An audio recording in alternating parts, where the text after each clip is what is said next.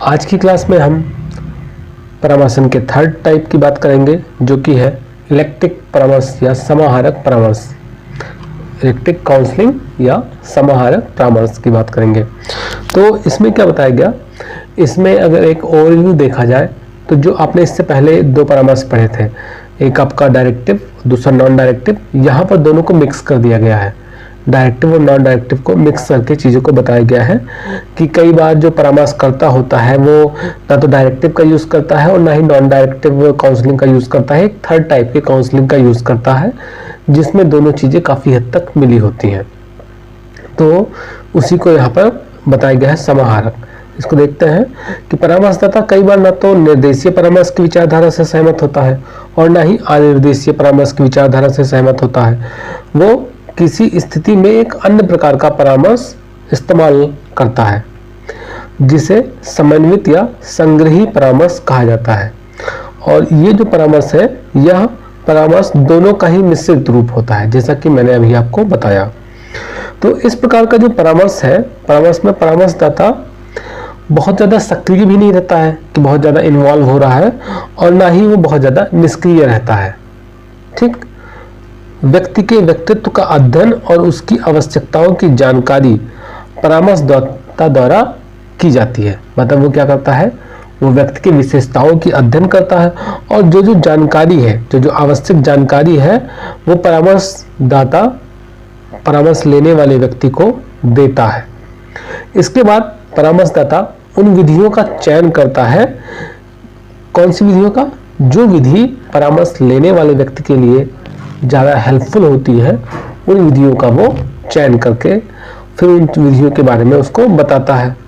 तो इतनी चीज़ें यहाँ पर होती हैं। ठीक है, अब इसके स्टेप्स की बात कर लें कि परामर्श जो समाहारक परामर्श है उसके स्टेप कौन कौन से होते हैं।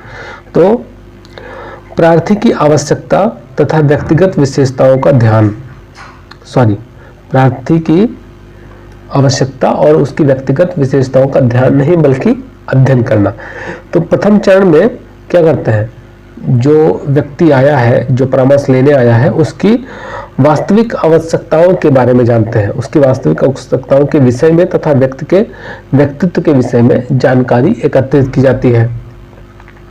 दूसरा, तकनीक को चुनना, कौन सी तकनीक से हम परामर्श करने वाले हैं, उस तकनीक का चुनाव करना। इसके अंतर्गत प्रार्थी की आवश्यकताओं अनुसार विधियों का चयन करके उनका उपयोग किया जाता है और इन विधियों का उपयोग व्यक्ति की आवश्यकताओं के अनुसार किया जाता है। मतलब जैसी परामर्श लेने वाले व्यक्ति की आवश्यकता होती है, उन्हीं आवश्यकताओं के अनुसार व्यक्ति उन विधियों का चयन करता है। ठीक है, नेक्स्ट, तकनीक का उपयोग करना। चयन हुई विधियों का उपयोग विशिष्ट परिस्थिति में क्या आता है, कौन सी मेथड का हमने मेथड ले लिया, मान लीजिए रोजर्स का मेथड हमने लिया, तो अब उनका मेथड हम किस विशेष परिस्थितियों में यूज करेंगे, उन विधियों को चुनना और उनकी उपयोगिताओं के बारे में प्रार्थी की परिस्थिति के अनुसार देखना कि जो विधि हमने सेलेक्ट किया है, क्या प्रार्थी का जो कंडीशन है, जो काउंसलिंग लेने आया है, उसकी जो सिचुएशन है, मतलब जैसे एक फॉर एग्जांपल कि एक पर्सन आया, अब उसको वो खुद के सोचने समझने की क्षमता एकदम खत्म हो चुकी है, वो कुछ भी खुद से सोच समझ नहीं पा रहा है, और हम वहाँ पर क्या कर ले, हम वहाँ पर नॉन डायरेक्टिव परामर्शन यूज़ करने लगे, नॉन डायरेक्टिव काउंसलिंग यूज़ करने लगे कि नहीं सब कुछ उसके ऊपर डाल दें और हम निष्क्रिय हो जाए, मतलब काउंसलर निष्क्रिय हो जाए, तो ये सही नहीं होगा, ये सही टेक्निक नहीं होगी। वहाँ पर कौन सी टेक्निक यूज़ की जाएगी? डायरेक्टिव, क्योंकि वो खुद भी कुछ सोच ही नहीं पा रहा है। ठीक, तो वही चीज़ें यहाँ पर बताई गई हैं कि चयन की हुई विधियों का उपयोग विशिष्ट परिस्थिति में किया जाता है और जिन विधियों को चुना जाता है उनकी उपयोगिता प्रार्थी की परिस्थिति के अनुसार देखी जाती है कि जो विधि चुनी गई है, क्या प्रार्थी की जो परिस्थिति है उसके अनुसार वो विधि उपयोगी है या नहीं है। ठीक, अगला है प्रभावशीलता का मूल्यांकन। इसके अंतर्गत उपयोग की गई विधि की प्रभावशीलता का मूल्यांकन किया जाता है। जो विधि उपयोग की गई है वो कितना प्रभावी है, उसको जांच की जाती है और फिर परामर्श की तैयारी की जाती है कि किस किस तरीके से, कौन कौन से स्टेप में हम आगे बढ़ते जाएंगे परामर्श के लिए। फिर लास्ट में आता है प्रार्थी तथा अन्य व्यक्तियों की राय प्राप्त करना, मतलब जो काउंसलिंग लेने आया है उसकी और अन्य व्यक्तियों की राय प्राप्त करना, परामर्श संबंधी कार्यक्रम एवं अनावश्यक उद्देश्यों एवं विषयों पर प्रार्थी एवं उससे संबंधित व्यक्तियों की क्या राय है, कितना फायदा होगा, क्या नहीं है, उन सारी चीजों के बारे में भी जानना।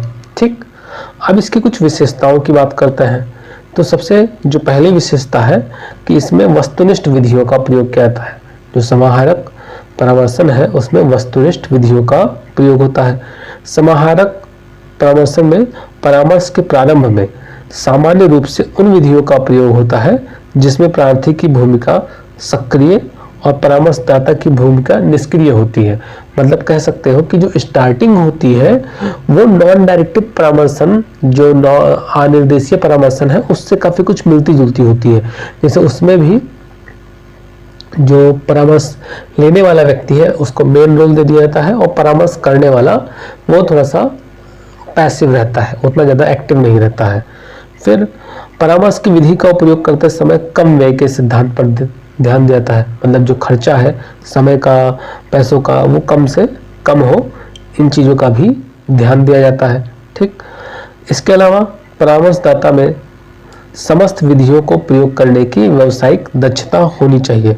मतलब जो परामर्श देना आया है, जो परामर्शदाता है, उसके अंदर खुद परामर्श की क्वालिटी होनी चाहिए कि वो अच्छे से परामर्श दे ले जाता हो। ठीक है, और उसको ये भी ध्यान रखना है कि निर्देशीय परामर्श कब देना है, अनिर्देशीय कब देना है, इन चीज़ों का ध्यान भी परामर्शदाता को रखना है।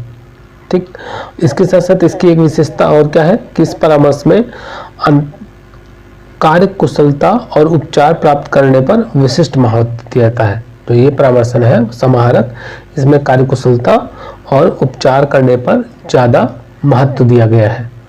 तो इस तरीके से आज की क्लास में हमने देखा थर्ड टाइप को, और इस वजह से मतलब आपका जो टाइप ऑफ काउंसलिंग है वो यहाँ पर चैप्टर ख़त्म हो रहा है। इसके बाद नेक्स्ट वीडियो में हम काउंसलिंग का एक नया टॉपिक उठाएंगे, एक नया टॉपिक को डिस्कस करेंगे। तो मिलते हैं नेक्स्ट वीडियो में, तब तक के लिए धन्यवाद।